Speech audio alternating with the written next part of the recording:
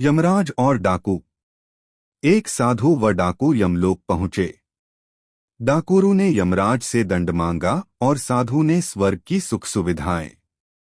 यमराज ने डाकू को साधु की सेवा करने का दंड दिया। साधु तैयार नहीं हुआ। यम ने साधु से कहा, तुम्हारा तप अभी अधूरा है। मृत्यु के बाद एक साधु और एक डाकू साथ साथ यमराज के दरबार में पहुंचे। यमराज ने अपने बही खातों में देखा और दोनों से कहा, यदि तुम दोनों अपने बारे में कुछ कहना चाहते हो तो कह सकते हो। डाकू अत्यंत विनम्र शब्दों में बोला, महाराज, मैंने जीवन भर पाप कर्म किए हैं।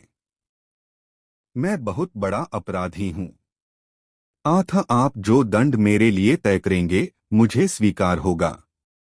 डाकू के चुप होते ही साधु बोला, महाराज, मैंने आजीवन तपस्या और भक्ति की है। मैं कभी असत्य के मार्ग पर नहीं चला। मैंने सदैव सत्कर्म ही किए हैं। इसलिए आप कृपा कर मेरे लिए स्वर्ग के सुख साधनों का प्रबंध करें। यमराज ने दोनों की इच्छा सुनी और डाकू से कहा, तुम्हें दंड दिया जाता है कि तुम आज से इस साधु की सेवा करो। डाकू ने सिर झुकाकर आज्ञा स्वीकार कर ली। यमराज की यह आज्ञा सुनकर साधु ने आपत्ति करते हुए कहा, महाराज, इस पापी के स्पर्श से मैं अपवित्र हो जाऊंगा।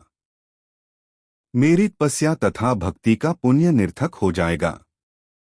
यह सुनकर यमराज क्रोधित होते हुए बोले, निरपराध और भोले व्यक्तियों को लूटने और हत्या करने वाला तो इतना विनम्र हो गया कि तुम्हारी सेवा करने को तैयार है, और एक तुम हो कि वर्षों की तपस्या के बाद भी अहंकारग्रस्त ही रहे और यह न जान सके कि सब में एक ही आत्मतत्व समाया हुआ है। तुम्हारी तपस्या अधूरी है। अतः आज से तुम इस डाकू की सेवा करो। मित्रों, आप लोगों को हिंदी कहानियाँ पसंद आई हो तो लाइक करें, सब्सक्राइब करें, जरूर करें, चैनल को सपोर्ट करें।